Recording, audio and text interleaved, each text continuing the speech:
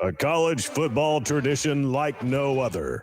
Yes, sirree, boys and girls. Or a guy that just won't leave. Wow, that is sad. The Dave Hooker Show. YouTube, Apple, Spotify, and the free Off the Hook Sports app. A presentation of Off the Hook Sports. Back to Dave Hooker.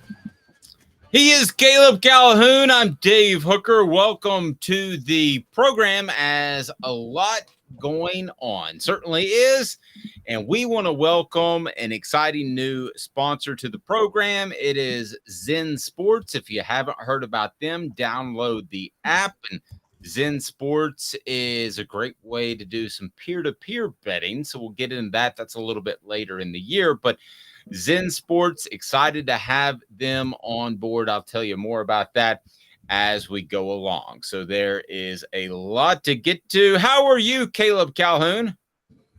I'm doing well. I am doing very well. I'm doing a lot better than politicians in the SEC today. I'm sorry. Yes, and never the two should meet, but they do. And they're going to. We discussed that a little bit yesterday.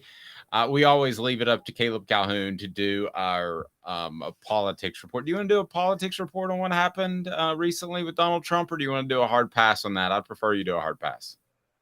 Oh, I'm absolutely going to do a hard pass. But I encourage people, if you want humor that's bipartisan, follow 3-Year Letterman on Twitter. I'm just going to give him a shout out. He is the funniest guy on Twitter. He makes fake statements that people think are serious, and then everybody debates him on it. It's like really hilarious. Nice. All right. So coming up, the Big Ten sets its schedule, which apparently the SEC can't do. So is the Big Ten falling behind the SEC? Fred White, a Football Friday with Fred. He joins us, brought to you by Tennessee Cider Company. What about Nico? Is it good or bad for him to be around with Joe Milton? And what would he tell Joe Milton about replacing Hendon Hooker? Well, ask Fred White that, because he's been in a situation where a T. Martin had to replace a Peyton Manning. That wasn't easy. And the Vols have the 16th best college football playoff odds per bet online. We'll discuss that. And I had a conversation with a Georgia high school football coach that gave me some insight as to Josh Heupel and a possible comparison with an all-time great. We use Steve Spurrier a lot, but I tend to think Josh Heupel is the best possible mixture of old school and new school. So I'll tell you why. First of all, though, it is 4 downs and maybe a little bit of politics, but not really. 4 downs brought to you by Andy Mason, AndyMasonRealEstate.com. 4 downs. 4 questions. 4 answers. The Dave Hooker Show. 4 downs. A presentation of OffTheHookSports.com. Okay, so in honor of Donald Trump, who was indicted and will theoretically have to, unless he manages to get around that. And I'm not going to tell you if I'm right-wing, left-wing Republican. I've never said that in 25 years, and nobody I've worked with has ever known, and you won't either. But it gives us a good jumping-off point. If there was any one person in Tennessee athletics that you could have under oath, and they have to be 100% honest, who are you sitting down? Who is under oath, and they have to be honest? They cannot throw you some rigmarole. We're not getting political. We're not. But if there's one former Vol, Tom, I promise you that. If there's one former Vol you could have under oath, and you got an hour to question him, and he has to be honest. He can't dance around the said subject. That's 4 downs. So we start with that, brought to you by Andy Mason, AndyMasonRealEstate.com. He'll save you thousands, if not tens of thousands of dollars on a home. Caleb has the most just, I don't know, like inquisitive kind of thinking look. He's excited about this topic, I can tell. But AndyMasonRealEstate.com, best service, best biz in real estate in East Tennessee. That is pretty awesome. So one guy that you could have under oath as we get to 4 downs. Already a vote for Philip Fulmer saying hands down. I expected that one to come, and he probably would be my pick because the Johnny Majors transition was before me. So I don't know a lot of that other than what I've been told by great reporters like Jimmy Himes that covered it. But one person sitting down under oath, you get the inside skinny. They can be a player or a coach, an administrator. That's right. Oh, good point by Smoky Mountain Red. Fulmer could address T. Martin. He could address the Pruitt questions. He could also address the Johnny Majors, ouster. That's a tough one to top. All right, Caleb, who's your one guy that you sit down and he has to sit there for 5 hours and answer Caleb questions, and they have to be 100% honest? I hate to do this. I hate to be like everybody else, but it's got to be Fulmer, right? Like it's me. It's Fulmer for me. I know. I wanted to be different. It filled up the message board, but I forgot about the T. Martin thing. For those that don't know, is highly alleged that T. Martin did take cash as a prospect. The debate was whether or not he was a prospect because it was between his sophomore and junior year, and it was a Tennessee booster. Of course, they gave him money to come to Tennessee. But see, it's not just that. See, what I'd want to ask him. You want to ask him about the Johnny Majors saga. There's so many scandals involved with, not scandals, but like dramatic things that happened in Tennessee while he was there.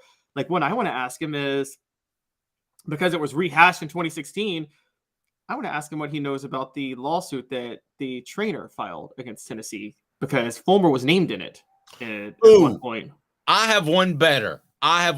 It's Peyton Manning. I want to know exactly what happened with the trainer incident, because we've heard anywhere from a mooning to physical sexual assault contact. I would like, and unfortunately, I've talked to Jamie Whited. She called me all the time to try to get me to pub her side of the story. And she's a little crazy, but I would like to know Peyton Manning's side of the story. I know his side of the story. I'd like to know the absolute truth. So that would be mine above Fulmer. You beat me on that. You could also ask him, was he glad at heart that Tennessee won the 98 national title, or was he upset because it was the year after he left? That's when I'd want to ask Peyton. That's pretty good too. Is there a little part of him that is like, Dad, blame it, they won it without me? Yeah. All right. So coming up on the YouTube channel today, it'll be Cooper Mays, but Cooper Mays gets us all set for 4 downs right now. Cooper, what down is it, sir? Coop here. First down. Thank you. We appreciate that, Coop. All right. So first down, the question you would ask out of the Fulmer era if Philip Fulmer's sitting on the witness stand. The one question. It is the Johnny Majors saga. Did you purposefully? Well, I believe that is true.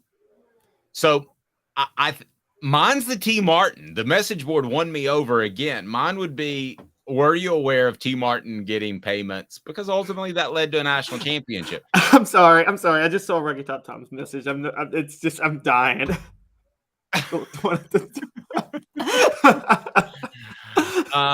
Yeah. Rocky Top says he'd be over the moon for Tennessee to win one, referring to the mooning incident. So one question during the Philip Fulmer era, what would you ask Philip? Okay, I'm going to ask him this. Were you purposely splitting Tennessee apart in 1992 to get the head coaching job? Did you maybe throw a game here or there against Arkansas or South Carolina? Okay. I don't think he did that. I wouldn't go with that verbiage, but I would be interested. Here's the question I have, because I think he did push to have Majors removed. I don't think there's any doubt about that. Be sure to hit that like and subscribe button so we can bring more people in. The question that I think's interesting is, would you have left Tennessee had you not got the job? Because he flirted with a lot of NFL teams as an offensive line coach. I don't think that he really was ever going to leave, but if he would have gotten passed over, much like John Chavis, when John Chavis didn't get a head coaching job, he realized it wasn't going to happen. Does Philip Fulmer go to a smaller school? Does he, he coached 1 year at Vanderbilt. Does he get hired by Vanderbilt? This is how much things could change with one decision about Johnny Majors. Does he go somewhere else? Quite possible. Second down, Cooper Mays. Cooper Mays here. Second down. All right, so if you'll notice, Cooper begins to give himself more credit as he goes. So the Kiffin year/era. The most cocaine-filled year ever. One question that you could ask Lane Kiffin, and he would have to answer it under oath. That's second down. How many women did you sleep with when you were head coach at Tennessee? I can't argue with that. Third down, Cooper Mays. I mean, I know the rest of the stuff. So, who was the hottest? Who was the hottest one? Yes. Were there any pseudo celebrities in the group? All right. Third down. Tennessee center Cooper Mays here. Third down. That's right, Coop. Thank you. Nice snap. Butch Jones. What's the one question you would ask him? Did you force Chris Weather to play when you knew he had a concussion? Okay, that's way too easy. I'm going with, when did you realize you were a sociopath? And he has to answer it. So I may need a psychologist there to work us through it. But I think if he had to answer in reality, he would say probably around the age of 14 when I was dissecting roadkill like Jeffrey Dahmer. I would say, I would actually do one better. I would be like, hey, you're on the stand, but you have to count to 14 for me. Because, when he went for the extra point instead of went for 2 against Florida because he didn't know the difference between 13 and 14 points. Yes. All right, Cooper, it's a possession down. By the way, when Cooper and I were doing these drops, I told him, I said, possession down, fourth down. He goes, what's a possession down? Am I the only one that's heard that term? Have you heard that term, Caleb? Yes, but I didn't actually know what it meant, funny enough. So yeah, it's if you lose that down, you lose possession. So fourth down. Anyway. All SEC center Cooper Mays here. Fourth down. Thank you, Coop. The Pruitt era, the one question you would ask. I mean, the obvious one is, how many players did you pay? Yeah. Yeah, I would ask that. And the other question, why did you get your wife involved?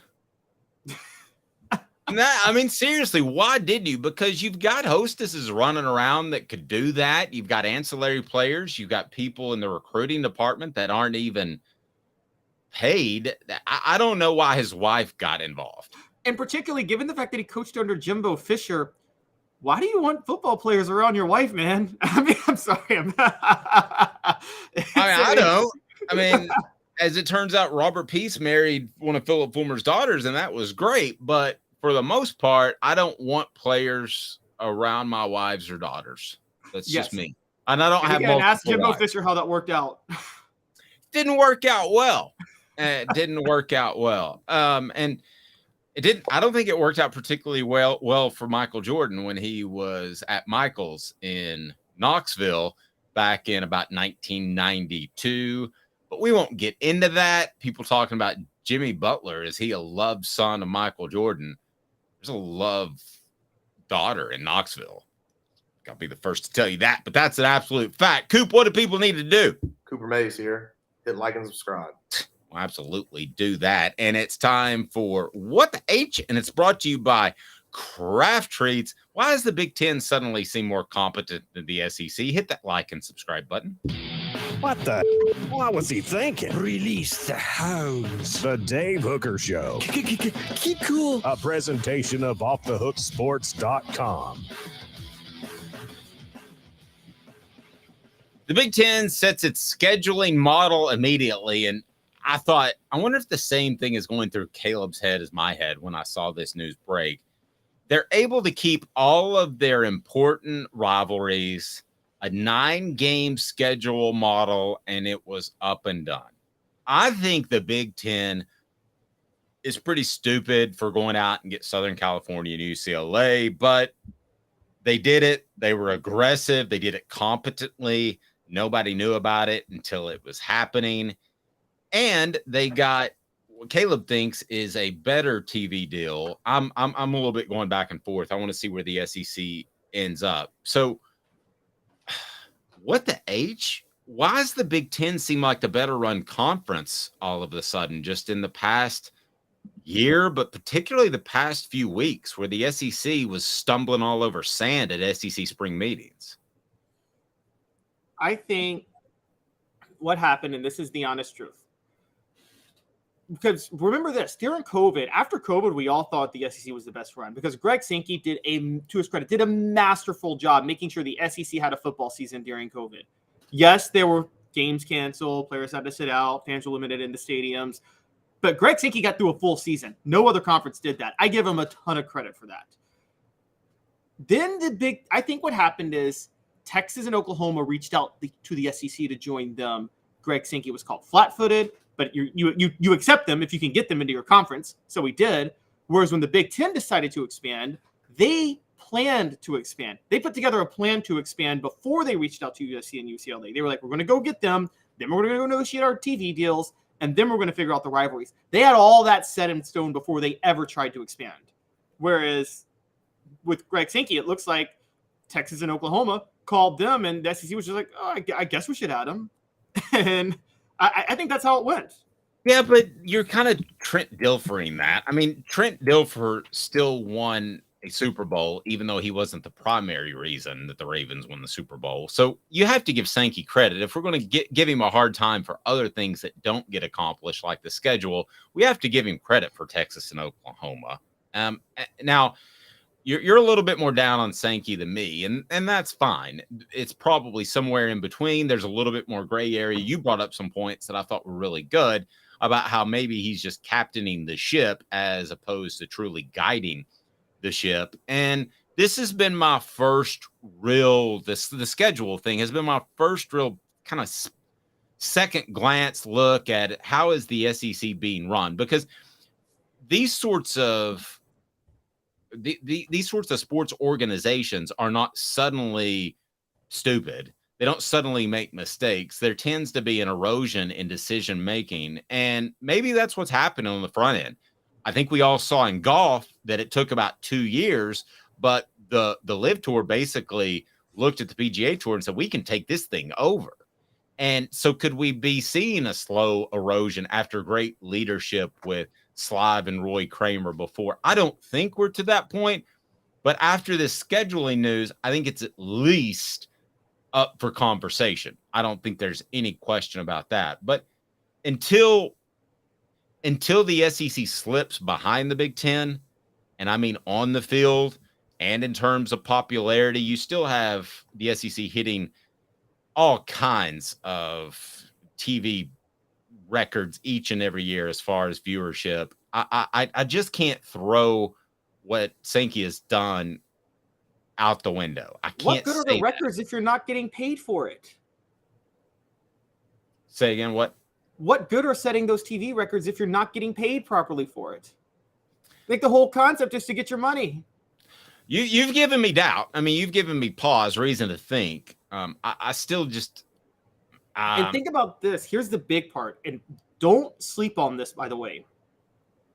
Because the Big Ten deal is worth 2.5 times more than the SEC, the big schools in the Big Ten are going to have more NIL money to throw around over the next 7 years. Actually, the next 10. They're going to have more NIL money because, again, Dave, as you know, yes, NIL is not based on a school's budget, but it is. Because when a school has more money to spend on itself, donors don't have to give as much money to the school, and they can spend more on NIL. That's going to happen. And I don't know if you noticed this, but the Big Ten has shot for the moon with some coaching hires recently. They just got Luke Fickell at Wisconsin. They got Matt Rule to Nebraska. They've got Lincoln Riley at USC now. They got Chip Kelly at UCLA. But that's not a conference thing, is it? Or is that just having the money to make it a conference thing? It's having the money to make it a conference thing. I think the Big Ten they're winning. Look, Mel Tucker had one bad year and he's already on the hot seat. The reason Mel Tucker's on the hot seat is because I think Michigan State knows they're about to have some money to throw around where they can maybe go lure a big name coach if they want to. And remember this, up until the mid-2000s, the SEC talent-wise has been the best conference since the 70s. It has. But it didn't start dominating national championships until the 2000s. Why? The SEC was always behind the curve in head coaching hires. You know this, Dave. How long did it take for SEC schools to figure out maybe we shouldn't just hire our former defensive lineman to be our head coach because he played here? That took them forever. No, it did. Now, but you mentioned Rule, and I think that was a fantastic hire. But is that a better hire than Stoops? mean, it's better on the front end, but Stoops has proven to be a very good coach at Kentucky with longevity. So those two schools, I think, are kind of similar in the hierarchy of their respective conferences. So I still think the SEC has better coaches top to bottom. Do you not? Wow. So you think Nebraska is on Kentucky's level now? Talk about falling from 1997. I do. But I really do, because I don't think they'll be able to recruit at that high level. And with the transfer portal, they like keeping guys around for 3 years and adding like 40, 50 pounds of muscle to them. I don't think you can do that with a transfer portal. I think the days, we talk about Tennessee, can they get back to the glory days of winning championships? I think they're one of the schools that can. I think one of the schools that can't in this current climate is Nebraska. So I'm pretty down on them as a program long term. Okay, well, going through that, I don't know if they are better top to bottom. And even if they are right now, I don't think they will be long term. I think the Big Ten will be better long term top to bottom until the SEC can get a better TV deal. They got played. And by the way, people are mad at ESPN for not being willing to renegotiate. Why would you renegotiate if you're ESPN? You got the sweetest deal in the world. I mean, don't blame them. Blame the SEC for making a stupid decision to just give away the farm when you negotiate. And it's going to come back to bite them. I mean, I thought Paul Chris was a lifer at Wisconsin. I thought he was going to be a lifetime coach. For Wisconsin to force him out to go get Luke Fickell, that is a big, big deal. And let's not forget, you talk about great coaches. We got questions about Arkansas's head coach and Sam Pittman. We got questions about Mississippi State's new head coach. We got questions about Jimbo Fisher. We've got questions about Eli Drinkwitz, Shane Beamer, and Billy Napier. Yes, you mentioned Kentucky. I think Mark Stoops. I mean, if you put me on a lie detector test, I might consider Mark Stoops a top 4 coach in the SEC, given what he's done at Kentucky. So that's like the high end. No, I would too. Top to bottom, though, I would still take SEC's coaches. Now, the money could change things, but the other question, as far as when we talk about coaches, that somebody had a great point about is a couple of those guys. If you could ask them in the Big Ten, going back to Urban Meyer and Joe Paterno for our Donald Trump question, wouldn't you like to have them sit down and have to answer serious questions? Well, Joe Paterno, was lucky he passed away when he did, because otherwise he would have had to answer some serious questions. Lucky? I've never heard that term. You're lucky you passed away when you did.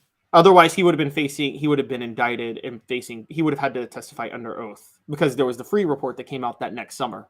Well, I agree. I just don't think a lot of people say, boy, that lucky's a weird term to use, Caleb, to say, oh, we love grandma. Lucky she passed away when she did. Fred White coming up next. not blessed in a better place, nothing like that. She's just dad blame lucky she cried.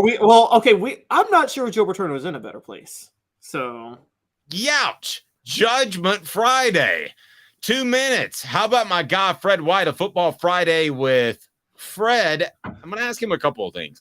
One, EA Sports is trying to put together this college football game again, and the players are saying heck no to $500. I want to ask him about that, if that's enough for a name, image, and likeness on a video game, because I personally want the video game, period. And then also, he's been through a transition of Peyton Manning to T. Martin. What would he tell Joe Milton about the transition? And does the fact that some guy named Nico presence help or hurt Joe Milton? 2 minutes. Fred White, Off the Hook Sports.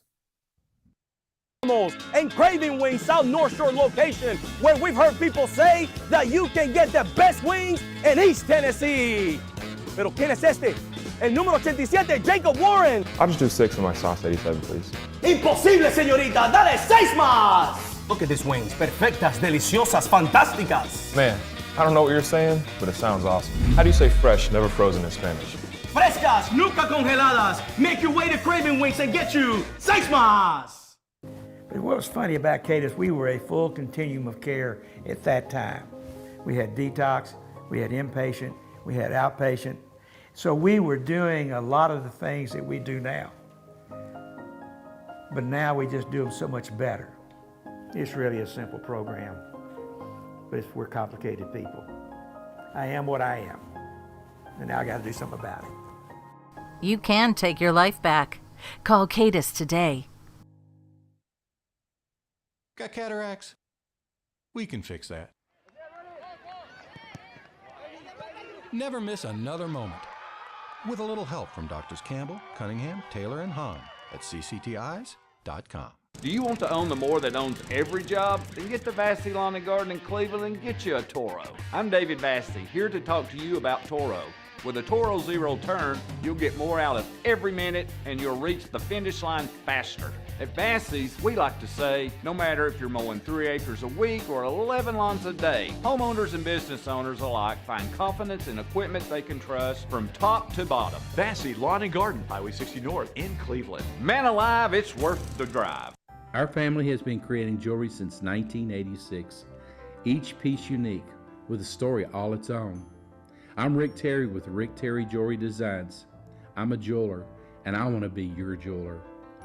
We're grateful that you chose us to be Knoxville's best jeweler. My family and staff look forward to serving you. So please come see us.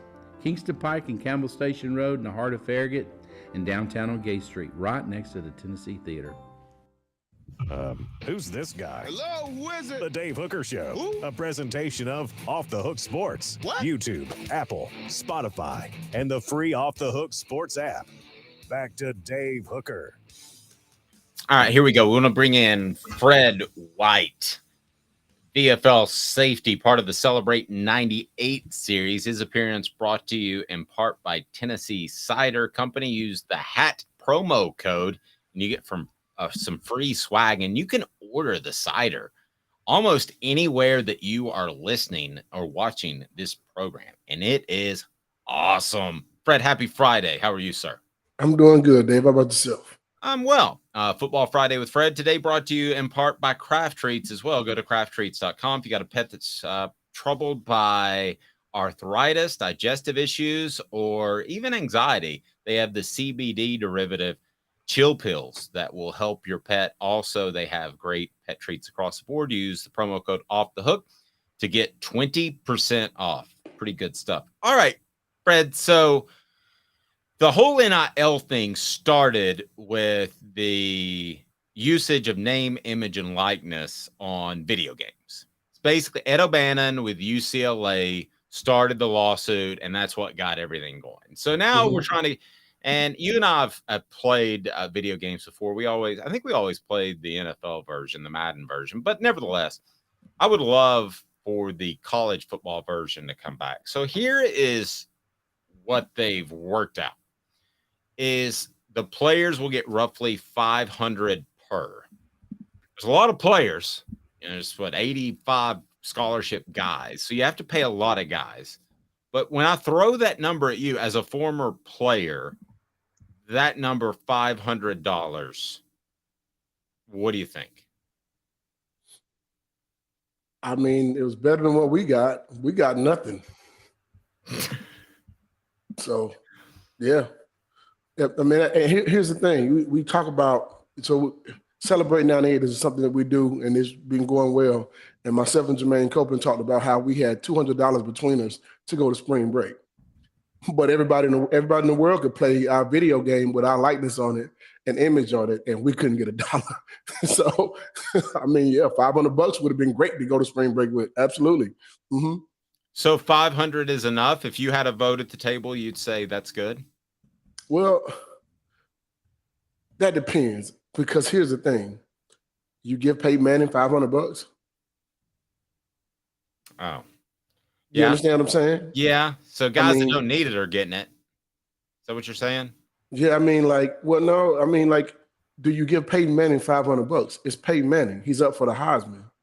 And he can get a lot more money now in NIL than what he could have, do you give him $500 too? Now, if there's an agreement, I feel like, here's the thing. I think it's coming to the point to where there's going to be a players association coming up when it comes to college football, because they get paid like NFL players now. So that money that they're getting, I think there's going to have to be some kind of ruling or rules to be able to do these things, because if you can get paid $500 just for the video game, then someone else is going to say, well, EA Sports decided to give them $500 and they went with that. So Coca-Cola might do the same, or You follow what I'm saying? I mean, I think it depends on who you're dealing with and what you're dealing with. It's a lot different than what I thought it would be. Yeah, and I wonder too if it could splinter, if you could have an EA Sports and then another video game that kind of like the USFL did back in the day tries to get some of the biggest stars. A lot of people don't know that Charles Barkley's not on NBA Live, which I play with my son all the time because he chooses not to be because the money wasn't enough. So you could have people splinter off and do that. Fred, what you're saying is right. I mean, I want the video game, but I know the type of dollars that these guys are making, in particular Jacob and Cooper Mays, because they work with us. And $500 ain't a lot of money. I mean, it'd be nice to have, but it ain't a lot of money when they sold 130 million of Madden last year. Exactly. I mean, they open this door with this image, name, and likeness thing. When they open that door, be careful what you wish for. Because it's, if you can pay a guy $8 million to come play college football, the door is open. The gate is open for anything to happen at that point. So there's no rules. It's like they're playing Wild Wild West right now. I mean, that's really what's happening. You can I can go offer a guy, we can go offer a guy 16 million if you wanted to, 20 million if you wanted to, because there's no cap, there's no limit, there's nothing that you can't do at that moment when it comes to offering them money. So I think there has to be a lot more ruling involved in order for it to get to the point of, there needs to be some kind of ruling. I mean, every sport that gets paid has a union. NHL has a union. MLS has a union. NBA has a union. Major League Baseball has a union. NFL football has a union. Anytime you're going to pay guys like they're playing these guys now, you need to have a union with rules. There has to be rules. If not, I don't know how long. I don't know what's going to happen with it. Yeah, Caleb, I don't think you can get the EA Sports college football game done without a union. I think you've got to have everybody agree to the 500. And if you don't have everybody, then it's not going to work. It's not. I think one way to save them money and they can pay players more money is it might be possible. We talk about going to a Power 2 in about 3 years in college football with the SEC and the Big Ten, each having like 25 teams. That's probably what they'll do. They'll just only have the SEC and the Big Ten conferences teams. So then they only have to pay out that many players, not 120, 130 teams, however many there are in college football right now. Fred, so do you think that NIL, and I know you think there needs to be some sort of union with rules, and I agree. Do you think that it's with NIL, there needs to be an understanding of players that some players are going to just get a lot more money in certain avenues than others? That is true. Yeah, I do. I think that's going to be the case. And I think players understand that. I mean, look at it. The quarterbacks are always going to be the guys who get paid. But there's going to come along a guy who is a Deion Sanders who's going to promote himself very well, and all of a sudden he's going to get paid like that. Here's the thing. You paying these guys coming from high school. Major League Baseball does it. Hockey does it. Football is coming right behind it, and there's no changing it. I see the thing that says if you want to get paid on the side, I see the comment, if you want to get paid, go to the pros. Hey, they're already in the pros now. The rule has been passed. Now these guys can get paid. So we're either going to have to get with it or not. It's going to happen. It's happening right now in front of us. And in 10 years, it's going to be completely different. Every guy on the team is going to make a lot of money. No, it's what's happening right now. No, I think you're right. And when the NIL came along, was there any resentment? Because I'm going to back Fred on this because, Fred, and if you watch the Celebrate 98 series, and this is both off the record and on the record, those guys didn't take money because they were afraid they would get in trouble. Mm-hmm. And I thought that everybody got money back in the day, but that's not the case. And I wonder, was there any resentment by some players when the NIL did finally come along that players were going to get paid? Because guys like Fred and a lot of other people are asked to do stuff free all the time. And I think that tenor was set by your time in college football where you couldn't get paid. So was there any resentment by former players? No, I'm happy they get paid. I'm happy they can. Because, okay, I'm from Griffin, Georgia. I couldn't get money to go home. I had to ride a bus. Greyhound bus. It cost me $25, and a lot of times I didn't have $25 to go home, man. I mean, you understand what I'm saying? So that's why I'm on campus at spring break, and I'm the only person there trying to figure out how I'm going to eat. But there's people wearing your jersey with your name on the back. Go figure that. Weird. But I don't get $1 from it. I don't get a penny, not even a penny. I mean, if I had gotten $20 from a jersey sale or $10, I'd have took $1. Hell, I took 50 cents. I mean, yeah. Levi asked us, do the NFL players get paid for their NIL in the NFL video game? Well, that's part of the thing, is that's part of the being the union. Yes, and the collective bargaining agreement. So in a way, yes, they get some money, but it's just part of their salary. It's not a separate endorsement type of thing. So let's talk some ball headed up this 2023 season. You have Joe Milton replacing Hendon Hooker. We have seen that happen before at Tennessee, where a quarterback takes Tennessee to kind of another level, and then in steps a guy that is unproven. That happened with Peyton Manning to T. Martin. Do you see any parallels there at all? No. I could go with that. Why not? Peyton Manning was the number 1 player picked in the draft. True. So coming behind that guy has a lot more pressure. He's the number 1 player picked in the draft. Now, I got a lot of respect for Hendon Hooker, but I got to see Hendon Hooker do it at the next level too. We know what Peyton Manning did, you know what I mean? But I look at it from a standpoint, I think you have good quarterbacks have come through here plenty of times. You've had Casey Clausen. You've had Tyler Bray. You had a lot of guys that played really good football at the University of Tennessee. Man, it's next up mentality. So if you see that as pressure, you probably shouldn't be playing quarterback. This is my thought. I mean, everybody doesn't think the same thing, but I look at it from a standpoint of, man, I'm a competitor. I want to go out and do better than what he did. Torrey Noel and Ray Austin were the guys who were in front of me. And Corey Gaines, I promise you, when I got on the football field, I wanted people to forget them. That by playing the way I played. That's my thought process. Everybody don't think like me, but I'm very competitive. When I walk through that room and when I'm walking on the football field, I want you to know I'm the best safety done played on that field. That's my thought process. Now, there's some guys that are better than me. Eric Berry was amazing. So is Dale Carter and also Deion Grant. But I think I can hold my own with anybody. And when those guys left, I was like, it's my time to show what I can do. Plain and simple. Yep.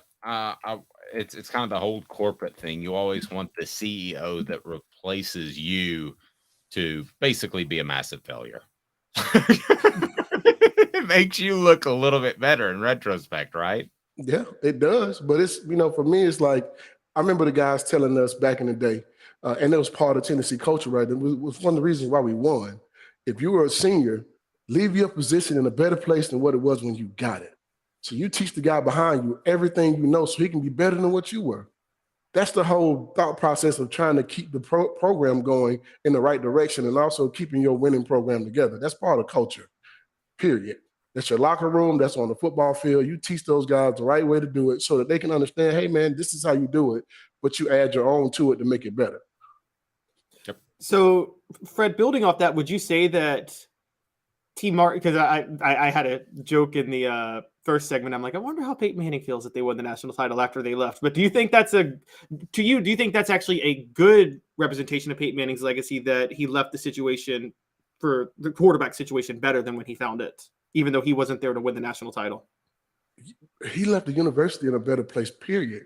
When Peyton Manning signed on as a quarterback at the University of Tennessee, and his freshman year, you think they got the #1 recruiting class without Peyton Manning?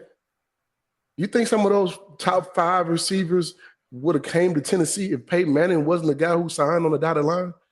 He created a whole windstorm of talent coming to Tennessee. I mean, you listen to Jamal Lewis and I talk to him all the time about this. Jamal Lewis thinking to himself, I'm coming in and Peyton Manning as a quarterback.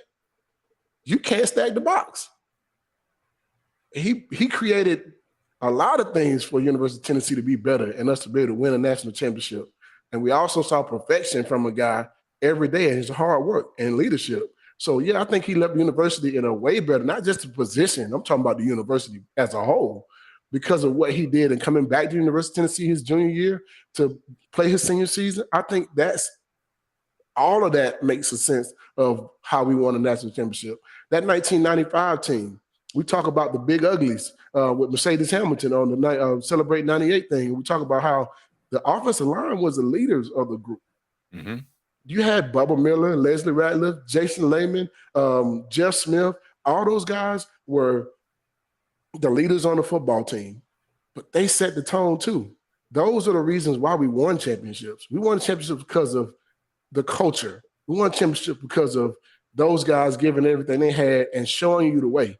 And if they told you, if they gave you any instructions, you just followed them. I think those are the things that help us win. We didn't win a championship just because we were so great in 98. Man, we learned how to be winners from 95 all the way through 99, you know? True. I think Peyton, and to answer that question, do I think Peyton was how he felt? Man, he was so happy for us. Terry Fair, Marcus Nash, Joey Kent, all those guys were on the sideline when we won a national championship. Yep. No, I didn't know that. That's true. That's true. They were so happy for us. Let me ask you this, Fred. So somebody told me within Tennessee's football program that if Joe Milton was even thinking about slacking, that when Nico showed up on campus, that there was no slacking because it was obvious he was good enough, that Nico was good enough to push somebody. Mm-hmm. How does that sentiment strike you? I mean, that should be your mentality anyway. I mean, that should be your mentality anyway. Hey, man, if you're a senior and you let a freshman come in and take your job, hey, man, that's on you. That means you weren't getting the job done. That means you had that senioritis. You better not have senioritis because all these guys ain't nobody coming in and want to sit no more. Name a player that wants to come in and not play as a freshman. I can't name one. I'll share a story with you about Steve Caldwell, who I love. I thought he was a great guy.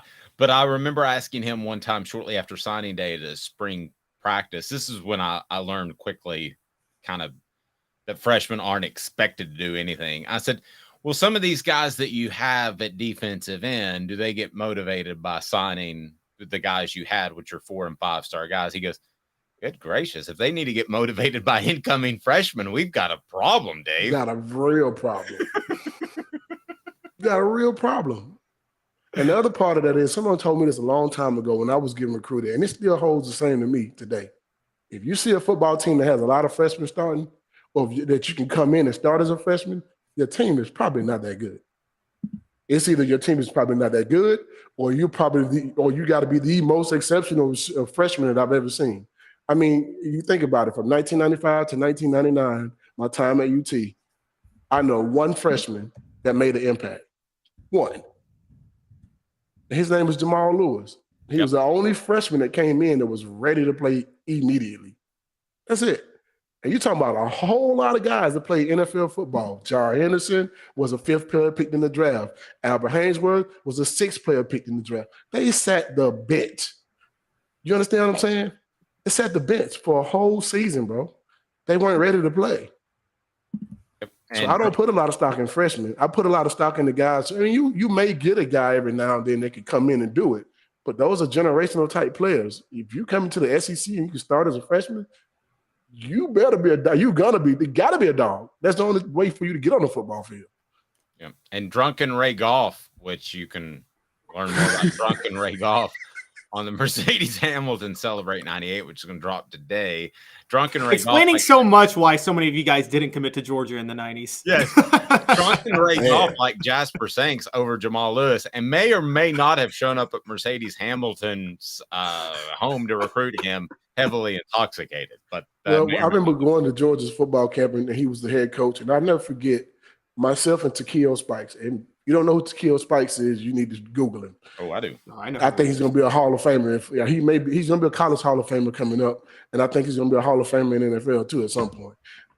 Listen, we went to the football camp at Georgia. I never forget, we were the last 2 guys that they interviewed, right? Well, talked to the head coach during the camp. And I never forget this. I'm thinking, I know they're going to offer us. Man, everybody that came out of that room got an offer, with the exception of 3 players. And I couldn't believe it. I remember Takeo walking out of that room, and he was like, They didn't even offer me. So who were the 3 that didn't get offered? Ryan Taylor, he was a number 2 linebacker in the state of Georgia. He went to Auburn. Takeo Spikes and myself. We were the only 3 that didn't get we were the only 3 players that didn't get an offer. Wow. Yeah. Mm-hmm. And 2 years later, you Couldn't guys were playing each other in the SEC championship game. Exactly. I literally couldn't believe it. Was like I remember telling my coach, I was like, they offered me a scholarship, I accepted. I grew up a Georgia football fan. I mean, go figure. You live in the state of Georgia, how you not one, right? Yeah. And I just remember when that happened, the DB coach told my high school coach, well, we just signed 4 players like him the year before. And I remember looking at my coach, and I told him, man, they don't have not one player on their team like me. I played against all the guys that they signed, and not one of them were better than me. I beat them in every sport. Football, basketball, we beat them in track, beat them in baseball. They never won a game against me. So drunken Ray Goff. Fred, just all you can do is shake your head and say drunken Ray Goff. By the way, he's not even coaching anymore. He went 46-34-1 at Georgia. I mean, good Lord. Fred, you and I could assemble a football coaching staff and go slightly above 500 tomorrow at Georgia. With the players he had on that squad, on those teams, absolutely. Our record would be better than that, for sure. Drunken Ray Goff. But I'm happy. I'm happy I didn't go to Georgia. Thank you. I appreciate you, Ray Goff. Yeah, you'd be like playing against this Jasper Sanks guy in practice. Thank goodness I don't have to play against Jamal Lewis because drunken Ray Goff didn't really want him. What the H? All right, Caleb, go ahead. Fred, drunken Ray Goff. We were thinking to ourselves, you mean to tell me there's a running back better than Jamal Lewis? We got to see this guy. We gotta get Ray Goff on the show at some point and just all sit there and be quiet and not say anything. And at the end, we have him on him, drunken Ray Goff. Hey, and offer him some Tennessee cider, man. We can get you a free ad with a promo code. Go to tnsideyourcompany.com. All right, Caleb, roll, my man. Well, I mean, I will say there's quite a few coaches in the past who liked the sauce and won national championships and were able to do that. Well, Marlon Wallace would have been a Vol instead of a Georgia Bulldog had a certain coach not thought it'd be best to GEAUX go to his home with a few pops in him. Do we know who I'm talking about, Fred? What is that, guys? Yeah. I know who that is. Okay. I'm just leaving that right there. And his grandmother said, you get the H out of my house. And then Marlon Wallace went from a Tennessee lean to a Georgia commit in a matter of like 4 days. Wow. Sorry. Go ahead, Kim. Wow. Fred, thinking of recruiting and all of this, on a little more serious note, because we were talking about playing time and things like this, what does it say to you about players who do you want recruits? Is it a red flag if they commit elsewhere because they're worried about playing time? And the example I give is, Peyton Manning committed to Tennessee knowing he'd have to compete with Brandon Stewart. Eric Ainge and Brent Schaefer committed knowing they'd have to compete with each other.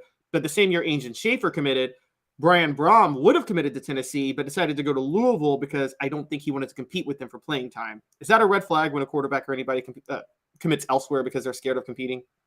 No, I don't know if it's scared of competing. If somebody already has 2 quarterbacks on there coming in that class, I don't think I would be the third one. I mean, I'd find a way to go somewhere where they're having just one other quarterback. But as a football team, you want to have multiple quarterbacks, absolutely. You want to have at least 2 quarterbacks in each class, in my opinion. But if I'm a player now, for instance, when I was coming out, I knew everyone's roster. They would send you those books and have every player on there. And I asked about every last DB. I wanted to know who they were, what they were, and who you were bringing in. And I remember having conversations back when I came out the same year that Charles Woodson came out the same year that Fernando Bryant came out. And we were the top 3 corners in the country. Charles Woodson was definitely number 1. I wasn't going to go to Michigan when they had 2 of the top 5 corners in the country coming out, when I can go to the SEC team and say, okay, Tennessee's how many DBs they're signing. They only signed 2, myself and Al Wilson. That was it. So you look at Alabama, they signed 4 DBs. Auburn signed 4 DBs. Florida State signed 5 DBs. I mean, go figure. This is a process of elimination. Yeah. You know who wouldn't take Charles Woodson? Drunken Ray Goff. You can keep stepping in the Big Ten because we're good on DBs. We've turned down all the good ones. Hell, we'll turn you down too. Yeah. Question: Who was a worse coach, Ray Goff or Mike DeBose? Drunken Ray Goff or sober Ray Goff? Ray Goff or Mike? I mean, they're very close. Drunken Ray Goff's 1B. And sober Ray Goff's a slightly 1A. The other thing I wanted to get to, so, and this is way off topic, but we're talking quarterbacks and Drunken Ray Goff. And Chris Sims said something that has popped into my head way back in his recruitment. So he's considering Tennessee, committed to Tennessee at one time in 1999. And so this Celebrate 98 series, I've learned so much about the unity. And we had Jeff Hall on. We're going to drop that one this weekend. Jeff Hall, in case you didn't know, it is a Caucasian man. And then a lot of players that were on Tennessee's team were not Caucasian men. But I remember Chris Sims saying at the time, he said part of the reason, this is after he was at Texas, and he said part of the reason I didn't go to Tennessee is because I felt like they were racially divided. And he was going through the recruiting process when Who you said were this was Chris Sims. I'm going back a long time, but when he was asked after being at the University of Texas, he said all the white guys sat together and all the black guys sat together. At the University of Tennessee? Yes, he was referring to Tennessee, which is the most absurd thing I've ever heard. Which UT? You sure he was talking about this UT instead of that UT? Well, he ended up at Texas, so I mean, if he's racist, then maybe he was drinking with Ray Goff and thought the wrong UT. Ray Golfer on the Ray Golfer seller on the strip. Well, I mean, that's the thing. That was still the most bizarre comment in the history of man, is you guys were so close. It still are. Yeah, that's the craziest part. Still are. I don't know what he's. The entire team hung out together. You saw Spencer Riley at the cookouts too. I mean, yeah. You saw Spencer Riley. He was as wide as they come. And then I did love the fact. So let's tease the Celebrate 98 series. So Fred can call whoever he wants. He can call T. Martin, who's at Baltimore. We're gonna have Al Wilson on. We're gonna have all these guys on. And he specifically wanted Jeff Hall as a kicker, who Caleb reminded me was a captain for that team, which for a kicker is extraordinarily rare. And then during the discussion, and we'll drop that this weekend, Jeff talked about how he ran 110s with you. Mm-hmm. Man, I didn't know it. Jeff Hall was not your average kicker, Fred, and that's why you wanted him on the series, which was awesome. Well, I want him on the series because he's my teammate and he's my brother. And this Celebrate 98, he's part of that team. And he's a clutch, key part of that team. Without his kick against Syracuse, we don't win the game. We don't win the national championship without that. That starts the season off. He kicks the field goal against Florida that puts us, up in overtime to win that game. I think those are things that, he's a legend in my book because he was our kicker. And how many times do you vote a kicker to be a captain? Well, that's my point. You understand what I'm saying? How many times do you vote a kicker to be a captain? Yeah, 25 years from now, if I'm doing Let's Do 22, Chase McGrath is not going to be on the group of guys, the list that I'm going to interview. Sorry. I understand. I mean, but Jeff he had a personality. He was our teammate, and he was one of us. He was. Yeah. And he was one of us. I love that he said, I got around the offensive linemen and I realized I wanted them to be my friends. That's probably your first good move. Well, because for one, they got to block for you. Somebody blocks your kick. Yep. And they got to know that you're willing to go in and put in the work and do the same thing they're doing because they're out there grinding it every day and every play of each game, trying to, get extra yards and get yards. And all they want you to do is kick the ball between the uprights. Yep. I didn't get a chance to tell you this, but Jeff ran the 110s. For those that don't know, you run 110 yards, and then you've got how long of a break in between? 30 seconds. 30 seconds. You run 110s again, 110. So you run 10 110s is how the drill usually works. Jeff texted me last night and said he was actually faster than you. If you believe that, I got some oceanfront land for you in Idaho. And in Lithonia. But he was probably the most athletic kicker in modern day Tennessee football history. I mean, Jeff was an athlete, man. He worked out hard. I mean, we didn't expect for him to work out like he did, but he did. I mean, so what you're saying is that was impressive. What you're saying is if he's out on the strip by himself and a regular fan starts a fight with him, he could win the fight. If a regular fan started a fight with Jeff Hall, they better hope nobody else on the team sees it. Yeah, I'd be more worried about the second wave coming.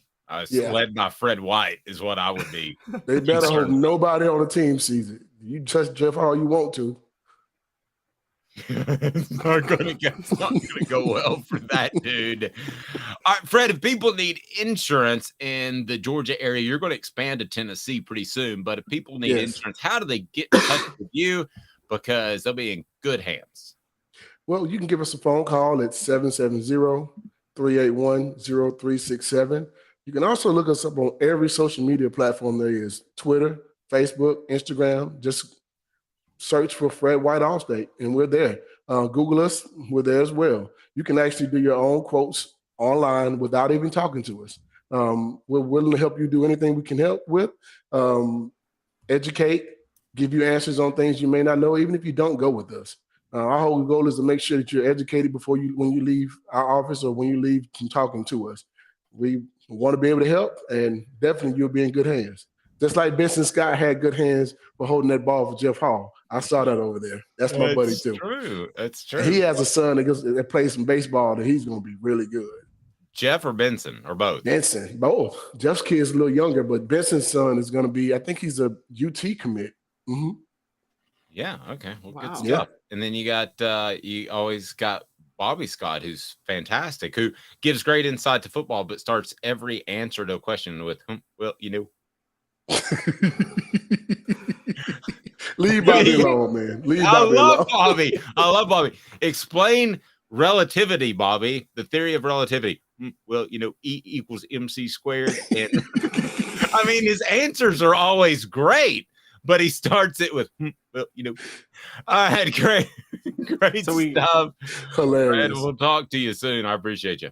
All right, man. You guys have a good one. Go Vols. Thank you, buddy. And I'm not ripping Chase McGrath on the message board at all, but here's people that don't know: when you go to practice, most of the time the specialists, the punters and the kickers, are literally over there playing Frisbee on another field during practice. Jeff Hall would come out there and run with the guys and stretch with the guys. That's not common. I don't know if Chase McGrath did that specifically. He did hit the field goal against Alabama, which makes him a legend. I agree with that. But it was a knuckler, though. It wasn't a pretty kick. It wasn't a pretty kick. You're never going to have a Jeff Hall. And Jeff brought this point up. I'm going to tell you why you'll never have another Jeff Hall, why he has the record at the University of Tennessee that will never be broken after this. 2 minutes. Stay tuned. He's Caleb Calhoun. I'm Dave Hooker.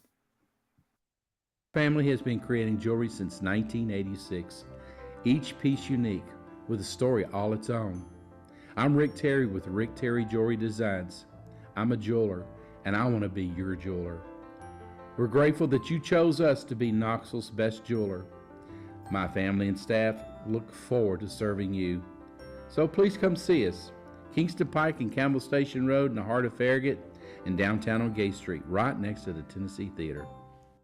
Hi, Mike Davis here with City Heating and Air, reminding you to always dare to compare. Our team provides quality local heating and air service, installation, and maintenance across East Tennessee. We use only the best equipment like American Standard heating and air conditioning for your residential, new construction, or commercial needs.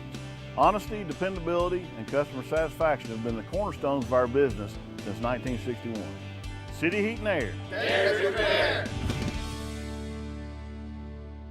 With all that sun, sand, and salt water, the beach is a very relaxing place. Unless you wear contacts. Ow! Open your eyes to the best the beach has to offer with LASIK vision correction from Campbell Cunningham Laser Center. Ah. Do you want to own the more that owns every job? Then get to Vassy Lawn and Garden in Cleveland and get you a Toro. I'm David Vassy, here to talk to you about Toro. With a Toro Zero Turn, you'll get more out of every minute and you'll reach the finish line faster. At Vassy's, we like to say, no matter if you're mowing 3 acres a week or 11 lawns a day, homeowners and business owners alike find confidence in equipment they can trust from top to bottom. Vassy Lawn and Garden, Highway 60 North in Cleveland. Man alive, it's worth the drive. These mountains hold and defend a spirit far better than moonshine. A drink that holds flavor that becomes necessity. A hard cider made and relished by folk who are as hearty as they are legend. A refreshment that can only be found in one place. With a taste that makes you say, give me 3 bottles of the good stuff. Tennessee Cider Company, where necessity can be found. Objective coverage. Hey, that's new. If we get caught, we're going to jail. The Dave Hooker Show, a presentation of Off the Hook Sports. YouTube, Apple, Spotify, and the free Off the Hook Sports app. I'm going to need to see some identification. Back to Dave Hooker. Drunken Ragoff. So, Jesus, boy, that never gets old. Remember when people got mad at Spurrier for calling him Ray Goof? No, I don't remember that, but he was right, apparently. Drunken Ragoff. He goes to Mercedes Hamilton's house and recruits him intoxicated. Come on. Williams says play golf. I think he means pay golf. Yep, Tennessee probably owes him a check from the 90s. Passing on Jamal Lewis for Jasper Sanks. And I remember him trying to shove that down everybody's throat, the poor Georgia fans. and they would say, no, Jasper Sanks really is really, really good. He ain't Jamal Lewis. I mean, again, Caleb, I think talent evaluation is tougher than you think it is. We've discussed this before, but you and I could tell the difference between Jasper Sanks and Jamal Lewis, couldn't we? Well, yes. And to be fair, I think talent evaluation is easy with 5-star guys. I think it's not. I think most of the time you can tell if the guy. But yes. I don't even remember Jasper Sanks. That's what we're talking about. Okay, yeah, so, he was like pretty good. He was like a Travis Stevens level, but he was not an elite, one of the best running backs of his generation, Jamal Lewis level, or even a Travis Henry level. So that gives you a little bit of context. Hopefully that helps. I forget sometimes that I'm the old man in the room. I'm not used to that. Smoky Mountain Red says you might stop by the Sevierville cider location today. If you order online, use the promo code HAT, you can get some free swag with any order. You can order ciders in like 42 states. Phenomenal. Tennessee Cider Company. Portions of the program brought to you by City Heating and Air Conditioning. That Jeff Hall stat that Caleb's pulling up. City Heating and Air Conditioning. Integrity matters. CityHeatandAir.com. Might not need a whole new unit. Might just need a part. Might just need some coolant. That's City Heating and Air. CityHeatandAir.com. 50 years in service there in East Tennessee. All right, so Jeff Hall, depending on if you want to use bowl games or not, which were added on, sometime in the mid-2000s, I believe, as far as their statistical records, has about 400 points as the all-time leading scorer. That's never going to be broken. Much like Emmitt Smith's career rushing record in the NFL, Jeff Hall's record is never going to be broken. Why? Because in the NIL and transfer portal days, just like Tennessee is doing now with bringing in a place kicker, why waste a scholarship on a high school guy? Why not wait and see if somebody has success at an Indiana or a smaller school? Because more than any other position at kicker, you can simulate and you can project what they would do at your particular school. So I don't think that record, all-time scoring record that Jeff Hall holds is going to be ever broken, because you essentially have to play 4 years, which he did. And I don't think you're going to see that out of a kicker ever again. Yes, and it's 371 is the career scoring record. Just found it. I think when you add in bowl games, he's close to 400. So there's no way that Charles Campbell, who's the Indiana kicker who transferred in, or anybody else, because he just has one season left, is ever going to break that record. I would argue Josh Heupel's going to score 400 touchdowns in a season, so 400 extra points. Right. I would argue that is more unbreakable than Emmitt Smith's record. And nobody's going to give the ball to one running back nearly as much in the NFL. I mean, I agree. That's not Tennessee's most unbreakable record, though. There's a few out there. If you want to go down that path a little bit, I'm up for that. There's a few unbreakable records out there. The non-scored upon team. That's never happening again. Yeah. Andy Spava's 547 career tackles. That's pretty good. Again. Chuck Webb's 294 rushing yards in a game. That's never happening again. No. Peyton Manning's 11,201 passing yards. I mean, that definitely could happen, but Nico would have to start for 3 years. And I'm not sure any quarterback's going to start for 3 years at Tennessee anymore. Fuad Revaiz's 850-plus yard field goals in a season? No, because here's this. That's an interesting one. I think I forget the record at Tennessee, but the longest kick made in Tennessee football history is not going to be broken, and I think Fuad Reveiz has it. And the reason I don't is you could kick off a tee during that time, and you can't kick off a tee anymore. Right.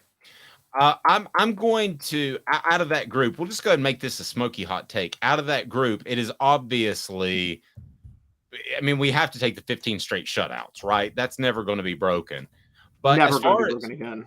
Yeah, I'm not going to say Peyton Manning because of the passing offenses and the way they are now. I'm not going to say Chuck Webb because anything can happen on one particular day.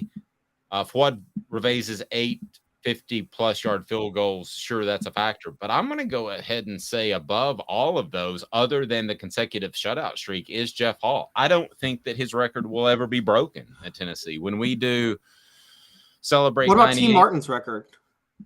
Of the consecutive passes completed? Yeah.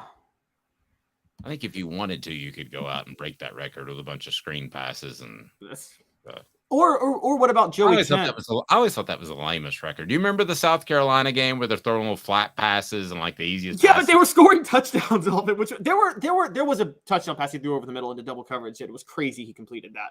Right. There was you're right. There was that one pass, but other than that, it was a lot of passes that you and I could have. Well, T. Martin acknowledged that. T. Martin wasn't aware he was breaking the record, and he was like, I didn't understand why Coach Cutcliffe called this screen right here. I had no idea why. And apparently everybody else knew, but he had no idea. And it was an ego thing for Tennessee's coaching staff to be able to say, hey, we don't need Peyton Manning to be able to put together a great passing offense. I thought that was an ego thing. They had established themselves in the run, and they wanted him to get that record because T took a back seat and that they didn't let him do a lot, Caleb. So I thought it was cool he got the record. I do think it's kind of the lamest record in sports. What about Joey Kent's career 2,800 receiving yards? Just because, I mean, you'd have to be a go-to receiver for 3 years nowadays, which you're just not. Well, okay. Do this for me. Look up, just for instance, Jalen Hyatt. What did he end up with last year? What did he end up with his career? He did have a question whether or not he was coming back for another year. So Kent's record is what again? 28-14. And you're right. The Jalen Hyatt, he had over 1,200 yards last year in 1769. So if he came back for another year and repeated last year, he would have broken Kent's record. But is a receiver going to come back ever? Like if you're a 1,000-yard receiver. See, I don't think Jalen Hyatt was a very polished receiver. Now, I know that infuriates some people, but from talking to scouts, not just my eye, but I don't think he was polished. I think that an argument could have been made to come back. And then the NIL money, if it continues to increase, might make some decisions tougher. We're seeing that in college basketball, Caleb. We just haven't seen it in football yet. True. Reggie White's 15 sacks. I mean, that could be broken, but I just think Reggie White was such a special player. You had like theoretically, I don't think you're ever going to get another Reggie White. So smoky hot take, you got to pick one record other than the consecutive shutout that will not be broken. One record other than the consecutive shutout record that will not be broken. And you're going with Jeff Hall's career points. Yes. I'm going with Vlad Revisa's 60-yard field goal. And the reason... No. He 8 50-yard field goals in a season, but he has the all-time linked record because he hit a 60-yarder. Okay, so that surprises me to go there because I could see at the end of the half somebody taking a shot at a 62 or 61. I want to look this up, but I don't know many college kickers that hit 60-yarders. I see it in the NFL, but I usually see it in domes and controlled climates, and Tennessee never plays in domes or controlled climates. So I'm going to stick with Vlad Revisa's 60-yard field goal. Oh, actually, no. I take that back. No. It's Andy Spivak's 547 career tackles. That's never going to be broken because of the way they measure tackles nowadays is totally different from back then. Right. And Mr. Jones pointed out Derek Barnett broke the sack record, but Caleb was referring to the single season sack record. Yeah, so single season sack record. Yeah, Derek Barnett broke Reggie White's career sack record, but we were talking about the single season record. So I bumped into a gentleman yesterday who had a great comparison, I thought, for Josh Heupel to an all-time great. And we've gone down the Steve Spurrier road, haven't we? We've done that quite a bit. But here's the road he went down. And I wanted to bounce this off you, particularly, Caleb, because you were such a football historian. He said Bobby Dodd. Bobby Dodd, now this is a long time, very successful high school coach that was in the state of Georgia. So he knew their program because they like to woo him and get his players. And so he knew Georgia Tech, he knew Georgia, and he said Bobby Dodd would have volleyball games the Friday before, instead of walkthroughs, the Friday before Saturday games. Now, Josh Heupel's not going to do that. That's a little absurd, and Georgia made fun of them because of it. However, as a player's coach, I think there's an interesting comparison to Bobby Dodd. I think you throw in a little Steve Spurrier, and suddenly we have a good feeling of what Josh Heupel is. We got to remember, it's only been 2 full seasons and 2.5 years. So I found that very interesting. What did you think of the Bobby Dodd comparison? This guy just laid on me at the gym yesterday. I mean, that's a good one. Bobby Dodd was a legend at Georgia Tech and a legendary player for Tennessee back in the 20s, probably Neyland's first great player. I believe Bobby Dodd, I'm trying to remember if he changed. Yeah, so one of the things that was unique about Bobby Dodd was Neyland was famous for the single wing, which was fashionable in the 20s. That's what made Bobby Dodd a star. But he was willing to transition that and use some of that to develop his wing T offense that he ran at Georgia Tech.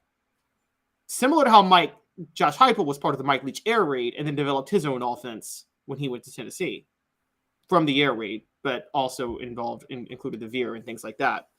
So that's a very interesting one. And also another comparison, Bobby Dodd took over a once great program. If you guys remember, Georgia Tech was the essence of college football in the South in the 19-teens and 1920s. And they had kind of fallen off. And then Bobby Dodd takes over and revives them, just like Josh Heupel took over Tennessee that had been a program that had fallen off. And so there are some similarities. I just knew Caleb would crush this topic. Mr. Jones says Heupel and Mike Vrabel are similar, except they're on opposite sides of the ball. No, they're not. Okay, well, don't get overly animated. You just get too excited. Him and don't his give Mike Vrabel that much credit. I think Vrabel's a solid. Sticking with Todd Downing. Speaking of drunken people, okay. Drunken wake off. Todd Downing gets a DUI somehow between. If you remember this, the Titans beat Green Bay last year on a Thursday night. Thursday night football game ends at like 11:30. Todd Downing gets a DUI in Nashville at like 2:15. When the heck did he get drunk? They don't allow alcohol on the team playing. And then the Titans didn't win a game the rest of the year. Drunken Todd Downing. And Mike Vrabel stuck with that guy. No, don't do that. Don't do that. How dare you, Mr. Jones? So large. All right. What do people need to do, Jacob Warren? What's up, everybody? This is Jacob Warren asking you to like, subscribe, and share. Dave needs this. Yes, Dave does. So hit the like and subscribe button, share with your friends, and let them know that we're live each and every weekday at 10 a.m. on YouTube and wherever you stream, the Twitter as well, if Elon Musk doesn't ruin that. Caleb, group of 5 teams. You have an interesting perspective in that group of 5 teams are largely overlooked, but I don't think that's going to be the case when the Vols play who? Today's tough question. Take a side. Take a stand. The Dave Hooker Show, a presentation of offthehooksports.com.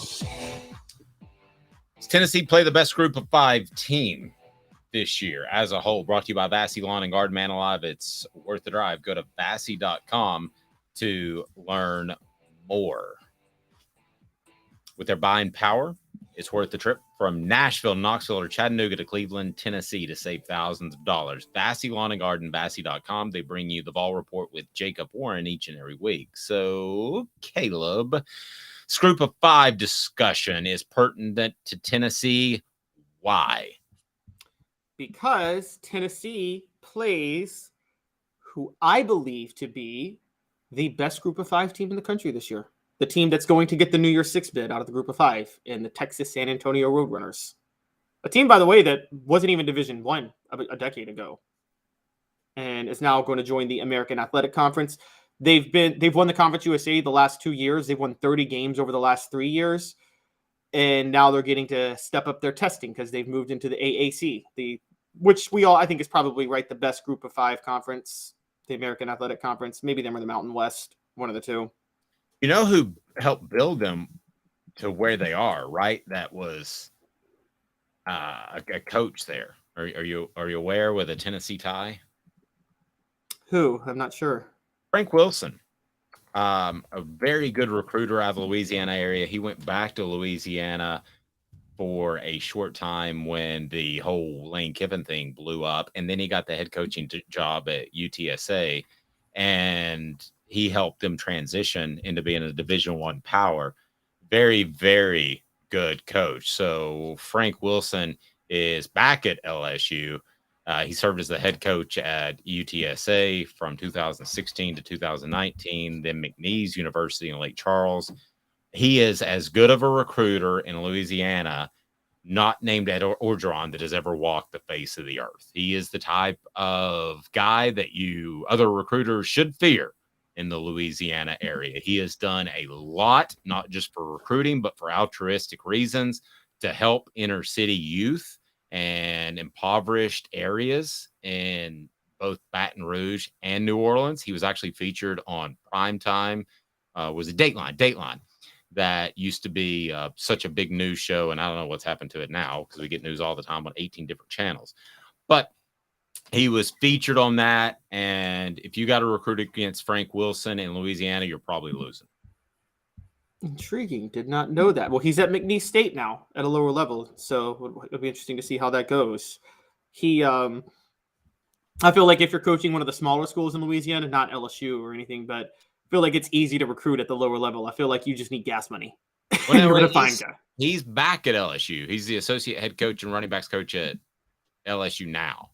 Oh, that's right. He was at McNeese State for 2 years. I'm sorry. You're right. He's at. Well, yeah, that's dangerous. And then him recruiting Louisiana with Brian Kelly, the schematic genius. And y'all call me an LSU homer, but this is something to be scared of. But yeah, so Texas San Antonio returns their quarterback. They return a lot of talent. I just think that Tennessee should win. They should win easily, but they can't just cakewalk this game.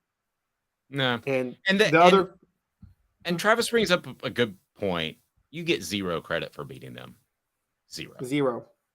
I mean, it's one of those where I don't know why you schedule it. You knew Texas San Antonio was a program on the rise. This was back in the it's kind of like back in the day where, Memphis was the one school that Tennessee would schedule a home and home with football-wise because they wanted the recruiting edge in basketball. So it was kind of an agreement there. But most of these schools that can be dangerous, you don't want to schedule them because you get no credit for beating them. And if you lose, it's a really bad look. No, agreed. So we will we'll see what UTSA is able to bring to Neyland Stadium. Like you, I think that Tennessee should win fairly easily. That's got to be an incredible place to recruit to because, goodness gracious, it's like a cleaner New Orleans It's like somebody took one of those cleaning wipes and just did over New Orleans, and that's San Antonio. It's a fun city where you feel safe. There's something. Yeah, but you can't get as drunk all the time, so One of the two of us has tried. He's Caleb Calhoun. I'm Dave Hooker. This has been a presentation of Off the Hook Sports. We will talk to you on Monday. We're live every weekday at 10 a.m. For Caleb Calhoun, I'm Dave Hooker. Stay tuned to offthehooksports.com for great recruiting coverage all weekend. Thanks to Caleb Giroux. Also, hit the like and subscribe button if you haven't now, because we got Jeff Hall dropping. We got Mercedes Hamilton dropping. We are throwing them out there. Celebrate 98, brought to you by Tennessee Cider Company. Have a fantastic day, afternoon, morning, whenever.